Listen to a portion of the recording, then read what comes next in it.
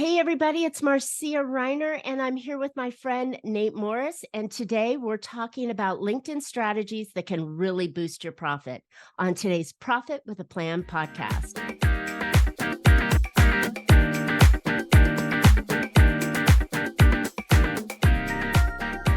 Hey, entrepreneurs, are you trying to make bigger profits in your small business? If you're like most of us business owners, increasing your profitability is always on your mind, and you're probably looking for ways to grow your revenue while growing your company. Well, you found a podcast that shares ideas to help you do just that. I'm Marcia Reiner, known as the Profit Booster and a business growth strategist. I've helped tons of small business owners to establish and implement a tangible plan that guarantees increased profitability, guides your growth, and plans for a future exit. Because building a highly profitable and sale-ready business creates a win-win scenario. That's more money now and a windfall when it's time to let go. And I want to share strategies that I've learned with you on today's Profit with a Plan podcast. But before we get started, I have a really great, powerful training called the 30-Day Profit Booster. This is where I'll show you how you can boost, get this, 45% in net profits in just 30 days, simply by following a 3-step method that doesn't require that you're chasing more customers. This quick and easy profit boosting strategy can be done without spending more on marketing, hiring additional staff, or working longer hours. Go check it out right now at 30, or at least after the training or after the podcast, at 30dayprofitbooster.com for more information. All right. As I mentioned, Nate Morse is with us today. Nate is an author, speaker, LinkedIn strategy consultant, and founder at Apex Conversion, where he has been helping revolutionary business leaders use LinkedIn to enjoy greater success with clients for over 7 years. He has a certification in content marketing and a deep expertise in LinkedIn marketing, lead generation, B2B sales, and conversion optimization. His mission is to help businesses get high-quality clients from LinkedIn with proven strategies and systems that save time and produce results. He has developed a unique framework called the LinkedIn Leadership that enables businesses to get calls booked every week with qualified prospects in less than 30 minutes a day.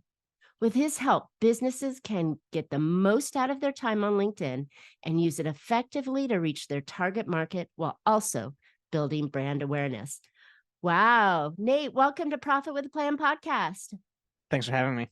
Absolutely. So, LinkedIn has become a completely different beast over the last few years. I know that many people used to use it for like a resume service, right? I'm looking for a job, my next job, here's my resume. But it's turned into a fantastic platform for business owners to connect, businesses to connect, and professionals to connect. So, I mean, am I right that it's shifted that recently? Yeah, I would say it's maybe not shifted, but evolved. Yeah, good word.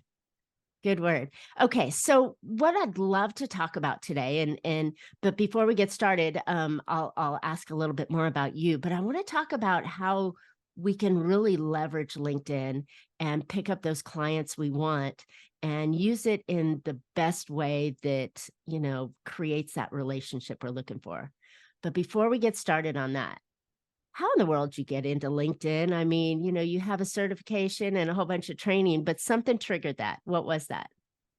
So I was going into the online world from the kind of brick and mortar space. So I was actually, it was kind of a transition where I was working at a car dealership, and I was like, every person that could come on the lot, I could get all the information that I needed from them and actually move them through the buyer's journey. But when I went to the online space, it was actually in the RV world before COVID hit and everything. It was really interesting to see how much of the buyer's journey like wasn't really touched on. And so I took that and looked at the buyers, and then was looking at, okay, now in terms of us bringing on more dealers back then, this is before the LinkedIn side, like you could cold call them, you could go in person, but I wanted a more efficient way. And LinkedIn had the best targeting out of any platform available, and it was already focused on business. So it was much easier to transition into exactly the type of relationship that would lead to a client. Because like on Facebook, Instagram, it was really hard for me to even find who I want to talk to, who's the right person, let alone in a context that they're going to like. It was really just that efficiency that was needed, and noticing that LinkedIn had it, but also being able to add a connection note, being able to tell them why you're reaching out and what your intention is, versus them just seeing you and judging you based on, what your profile looks like. Yeah, and it's really interesting because when you compare with the other platforms out there, you're not doing a short video dancing to some crazy music or pouring ice over your head, or you're not taking pictures of your kids, your dogs, and your, every food plate that hits in front of you like the other platforms. This is really designed around business. And so when you're on the platform, you're there for business, right?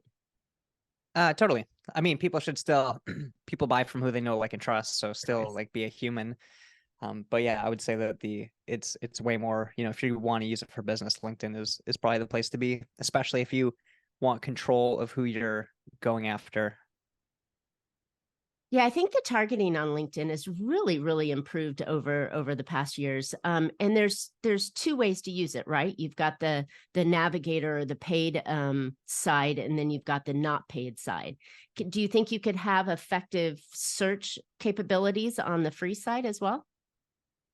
I mean, it's gonna be better than nothing, but I do think that, especially seeing now with X and whatnot, specifically saying that paying them for a membership is going to make it so you do better in the algorithms. I don't see why that wouldn't also transition to LinkedIn as well, if they weren't already doing that. Yeah, interesting.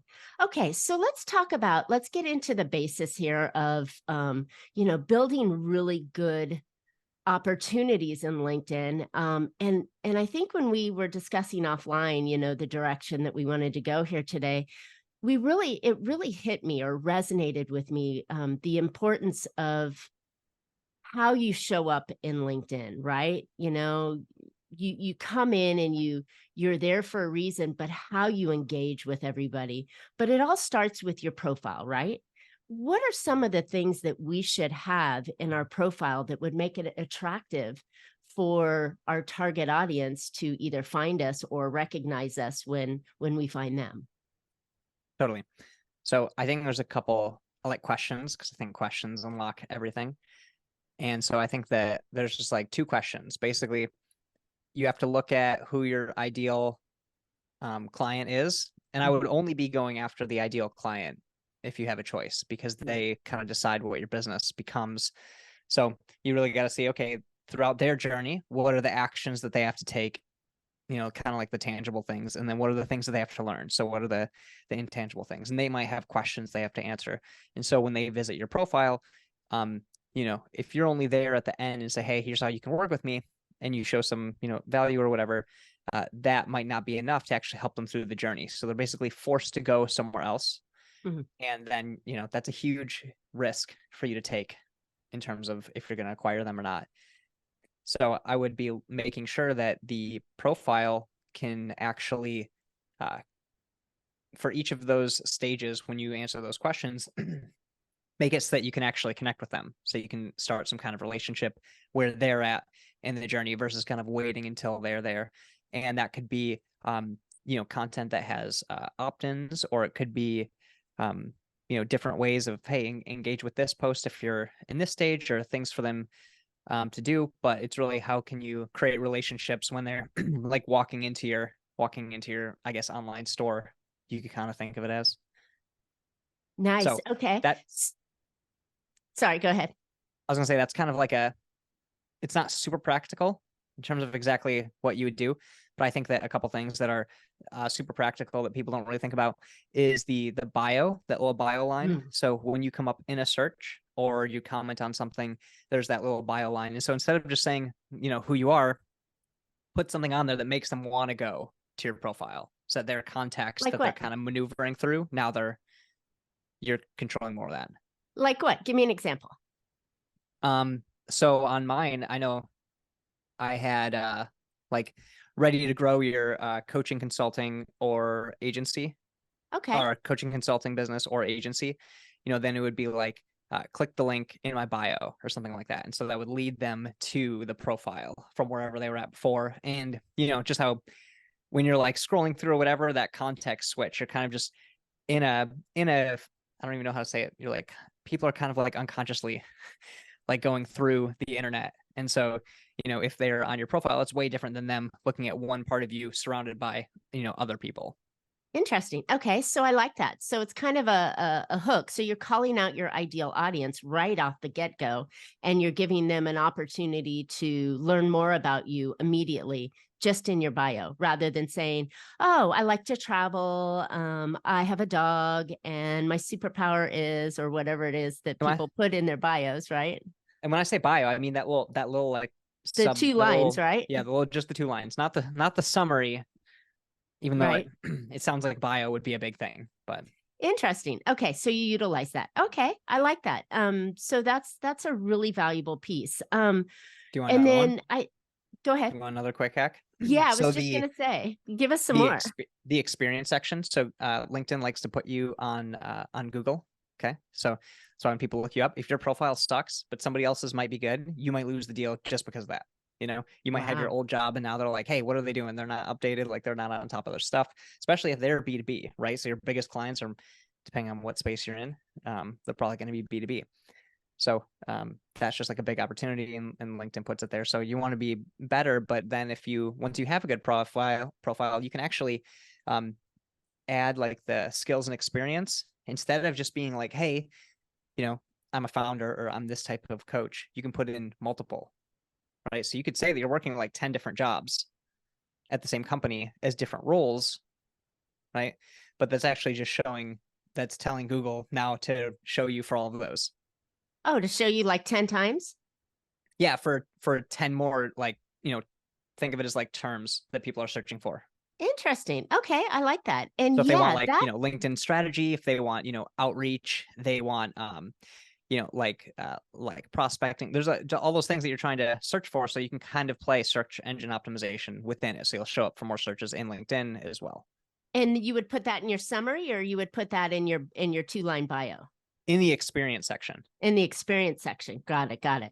Yeah, because it's like, so I've had both sides, right? Someone that says, okay, yeah, put your college, your last 10 years of jobs, and so it looks more like a resume rather than, rather than a profile, I guess is what I want to Make it a call it, sales right? page. Think of it as a sales page. That's Because what I each one think of of it as. those, you could link to something, like that covers each stage Ooh. of the journey. That's good. That's good. So you don't necessarily say that, when I was 12, I worked at McDonald's, right? You say that here at this role in this company, I do this piece. And so you're giving the idea of the type of services and products and delivery and outcomes that you've had, results that you've had with different clients using a different search qualification, right? Yeah. So instead of just a profile that's basically commoditizing you, where it's just showing the basic information relative to other people's basic information, use it as something that works as like a mechanism. I love that. That is the most creative way I've heard on using LinkedIn. So thank you. That's juicy, Nice. listeners. If you didn't take notes on this, hit rewind and listen to that again, because that was a really juicy nugget. Wow. Okay. I like that. And I noticed that LinkedIn isn't owned by Google like YouTube is owned by Google and Instagram is owned by Facebook, kind of thing. But LinkedIn strategy, I have noticed they're They are always owned. on the first thing when you type in your name in Google, up pops your LinkedIn profile. Yeah, they That's are prime owned real by estate. Microsoft though. So they are Okay. owned by Okay. a big company still. Yeah. Oh, see, okay. See, I didn't even realize that link was there. Okay, so now okay, so then they would, But they're but a big site, right? If right, someone if huge site. someone's linking to you, because there's in SEO, there's domain authority and page authority, right? And so the domain is going to be made up of the page authority. And so if LinkedIn is a big site, right, and it has you on it, that's like, and then how they structure their internal like hierarchy and how Google reads that, it's probably something in there. But they're probably also friends, but Awesome. And then all the backlinks that you could produce out of that, if you're doing it right, by having the link going into your web page and the different angles that you have or landing page that you have. So, wow, that's really a creative idea that, like I said, I have not heard that part before. So I'm going to go in and optimize my experience to show more on that. But okay, so that's great. So before we leave off of our profile, is there anything else that we really want to make sure we touch on before we go into building relationships? I think that's probably enough. Okay. And then, obviously the There's great so many things I things, could say, but there's a it'd take couple the whole things thing. out there that I've heard about. You get on your phone and you record your voice and your intro that you can put under your picture, and make sure you've got a banner behind your picture. Don't just have something blue, right? To make sure that you look professional in doing it. But yeah, I think the profile idea is really, really good. Really, really Yeah, there's good. another one that I saw that was interesting. That was where they used a video clip in their picture as well, but then in the featured section they had the video, and so those would be correlated in terms of making them want to go look at the video. Love it. Cool ideas. Great Yeah, these are things. extra things. I'm trying to give things that you can't just find from looking at Google. No, right? Really, I don't really want to good. be like, Okay. yeah, your summary should talk about you, and your profile picture should like be smiling and different from other people's. And current. Oh my gosh, Current too. current. Yeah. Yeah, pictures or something else. Okay, so let's talk about how we navigate through LinkedIn, because many people, I find like I'm always getting hit up. Oh, hi, I saw that you were a perfect candidate for blah blah blah blah blah. And I mean, they haven't even said hello or, really truly read who I am. And they're already pushing something on me. So they've cut all the relationship, intros that you would do with someone, and they just went right for the sale. And that feels icky to me. So there's got to be a better way for us to build relationships and move into opportunities off of LinkedIn. So I know you have a perfect strategy for that. Share that with us, please. Totally. So people buy from people that they know, like, and trust, right? So until we have that rapport built, they're not going to be looking at us as an option for them to select. So if we're approaching them and we already think that, hey, we just need to give them this offer, and if it's the right offer, then they're going to buy.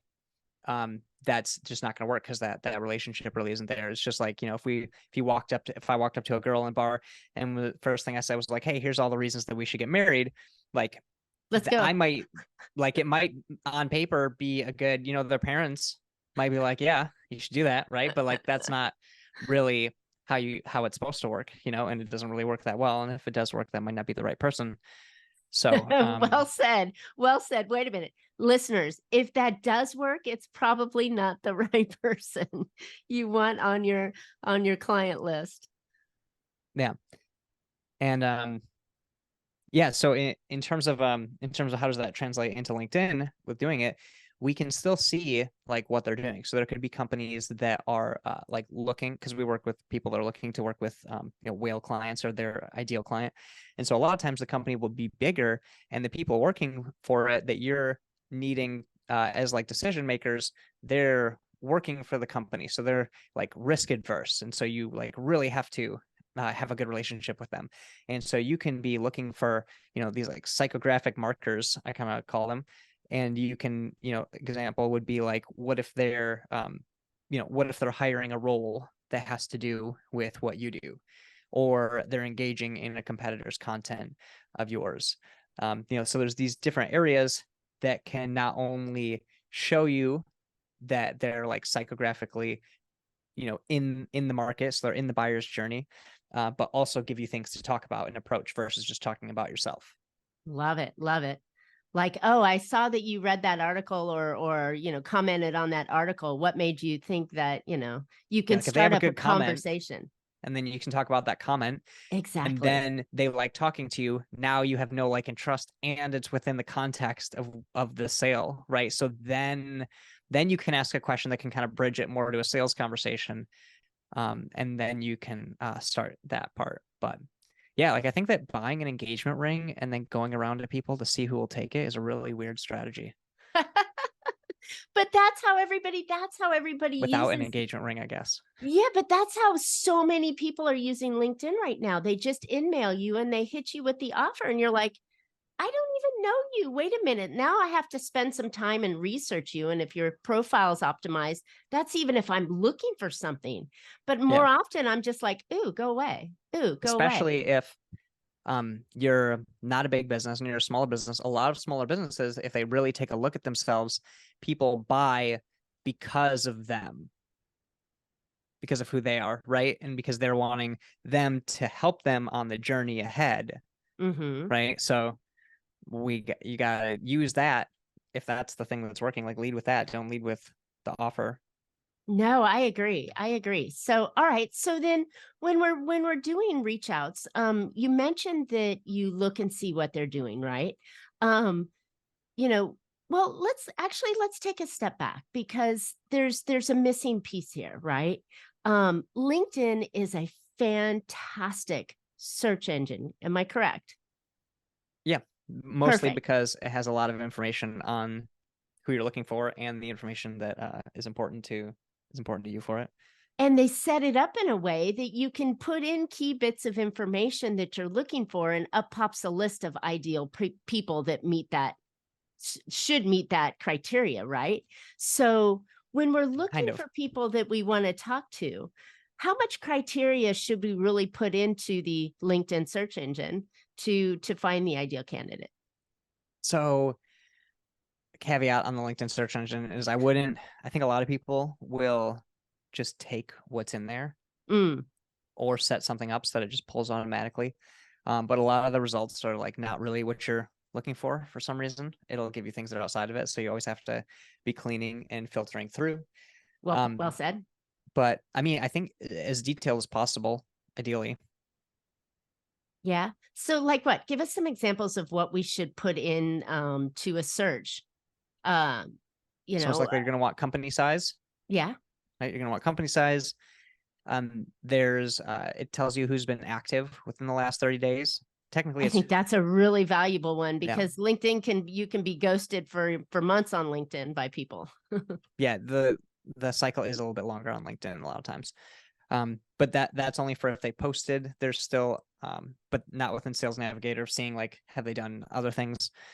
Um, yeah, their title is important, right? And also if you want to get more into it, there's it's called Boolean search, and it's basically ways of saying like, hey, include this, but don't include this, and Mm, getting more detailed into the searches.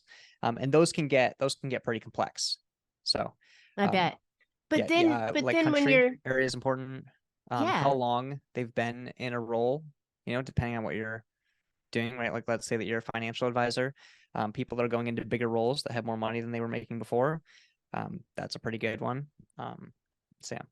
yeah, no, that's smart. I didn't even think about that path of how long they've been in their current role, right? Yeah, it's those And buyer's journey, right? So what events have they taken and how are you coming along in that journey? I love that. I love that. And it's so interesting because these people have built LinkedIn or built their profiles on LinkedIn, and they go in and update it because they wanted to make sure that they were relevant in business. But that information can be very valuable to us as people looking to engage with other people because they were so open in what they put into LinkedIn. It's a great thing. It's not a bad thing. It's not weird or stocky kind of thing. But I think there's that information that we forget when we're searching for ideal candidates rather than going, okay, so here's all my first connections. Let me look at my first connections and see who they're connected with, which seems like a drawn out angle to say, hey, introduce me to Bob Smith, who they probably really don't know. And it always seemed like a harder place to grab introductions. I mean, that Um, still works. I think that strategies should be layered. I don't think there is a one all of mhm. of anything. But even that, I think that um yeah, because so statistically people don't let's say so car dealerships. When someone refers, like over 90% of the time, I believe they don't pick up the reward because it feels kind of like sleazy. Okay. So people don't refer based off of incentives like that. And then if you're asking someone like, hey, who do you know that will come spend money with me, is kind of like how it feels, right? So Yes. it's actually better to like create a resource and then ask if anyone they know could use it. Mm, Because then if they that's can a use good it, they'll idea. tell you. Now you're in the conversation. If somebody else can, then now you got them, and they potentially, if you made it good, potentially experience like some sort of transformation that you kind of like own, that you're like a thought leader, right? You tell them something and now you own that spot. Love it, love it. And I'm always a fan of adding value, right? To people that I work with, or I'm starting to work with, or I would love to work with. I'm always a fan of adding value in there. And I think that's a great way to start the conversation with. I just had a guest on last week actually that talked about referrals and how to really build those referrals out, and how the person asking for the referral always feels icky that the other person's going to feel like, oh, I need clients, I'm hurting for money kind of thing, rather than, adding value, like you just said, and saying, hey, I created this resource, are you interested in looking at it? Do you know anybody who else might want to look at it? I think that's an easier way to give that leverage up on the referral that you're giving, rather than saying, Bob, how do you know Bob? Would you Definitely. introduce us? Right. Yeah. Because then if they go, hey, well, this person could use it, and I could be like, awesome, we might have other resources. Like, do you know what they have going on? Yeah. Yeah. So it creates that opportunity to start a conversation, which is what this is all about when you think about it. If you do LinkedIn or sales, or relationships building correctly, it's about conversations, right? And it's how do Basically. you get the conversation started, and you come in with a clear intention of, hey, if there's any opportunity, I'd love to discuss it with you. If not, rather than going for coffee and finding out that they have no interest in you, nor it just seems so weird, right? And if you do it in a correct manner, right, you start the conversation with the intention, and you follow up on the intention, and whether it works or doesn't work, at least you're here with the correct intention, if that makes sense, right? Yeah. Yeah. And I mean, even if they aren't interested, it doesn't mean they're necessarily not an opportunity. If they're not interested and they were never going to become an opportunity, then that may be, your fault in who you're going after. You may have targeted wrong, and now you're learning something to kind of fix your targeting. Because if they use your services in the future, they can still be it. And if you're working for wanting bigger clients, those sales cycles are potentially uh, going to be longer. So I think that, yeah, the approach with them and the intent would be like, if I don't be attached to the sale. If I'm not, if they don't become a client out of this, I'm still going to learn, and I'm still going to actually, help them. So you're more there for them Love it. than they are for you. And I think the flip side, you're learning something. If you come in hungry, starving, fangs out, ready to take a bite out of that client or potential client, then they're going to feel that. But if you come in with the conversation and the value, and hey, if this is an opportunity that makes sense, let's move forward. If not, that's okay. We could always move forward. They may always know somebody. I mean, there's so many different levels that you can get into once the conversation started. But I love the attempt that, you don't come in with this, intention of, I got to close this deal, right? And I think Yeah, it's so much nicer, so much more gentle and conversational, and profitable on so many different levels. totally. And you have the infinite profit, right? So Simon Sinek has the infinite game, right? Which is Hmm. basically like, hey, if you're going into this, it should be more of an infinite game move, which means that it's not about, are you getting a client right now? And this whole like binary thing that people are like, is it going to be the end all right now, or is it going to be the stepping stone? And I think that Right. intention in the core, kind of affects what intention they have in the sales calls Love it. Love or it. meetings, whatever you want to call them, Right. conversations. Conversations, yeah, because conversation could start into a sales call, can go into a referral call, can go into an educational opportunity, can go into, hey, I got someone you need to meet, right? It can go in many different directions.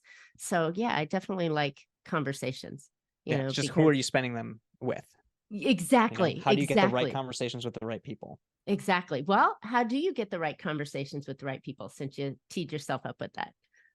that's why I would use what I was saying earlier, earlier with LinkedIn, or just have us do it for you. But I would be first figuring out if you could have any client, who would they be and what would they look like, and spend some time on that. And then, look at, okay, what's the journey that they have, and start making your profile associated with that and relevant to that. And then start reaching out to the people who you believe, if they were to see your profile, would benefit from it, and your profile would convert. And then, but additionally, talk to them.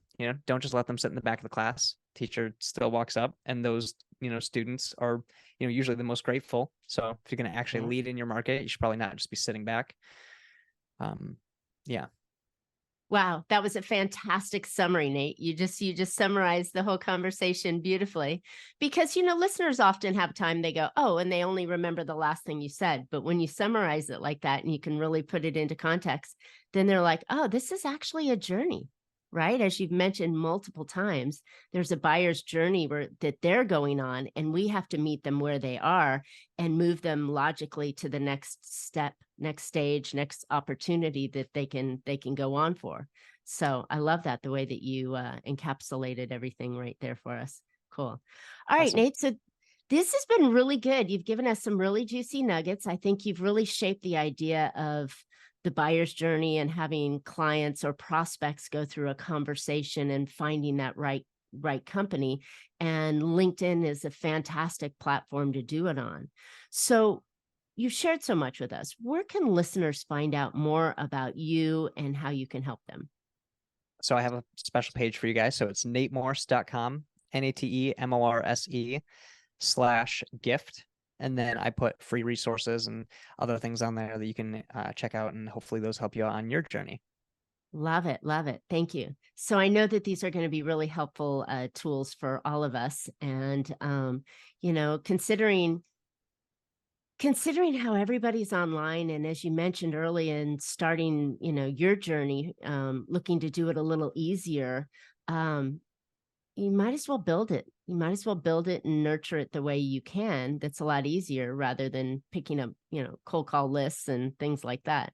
I think LinkedIn's a fantastic tool of many that you can use to grow your business. So, all right, listeners, I hope you found an idea or two to put into your business that will help you be more profitable. I know I have, and I'm going to go look back at my at my LinkedIn profile and make sure it's optimized correctly, and start really utilizing LinkedIn more the way it is designed to help us business owners.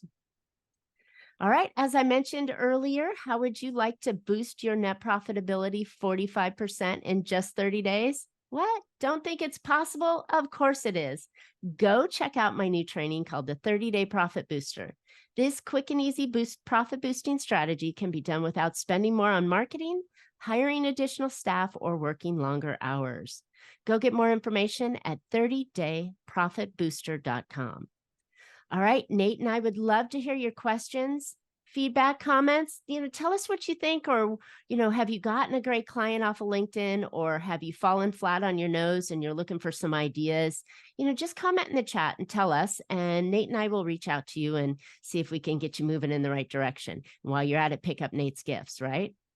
And please subscribe to the podcast. You don't want to miss future shows, so you can subscribe right here at the link. And you can catch Profit with a Plan on any of your favorite podcast players. And we're looking forward to more great profitable information on next week's show. So until then, make your plans and profit with them.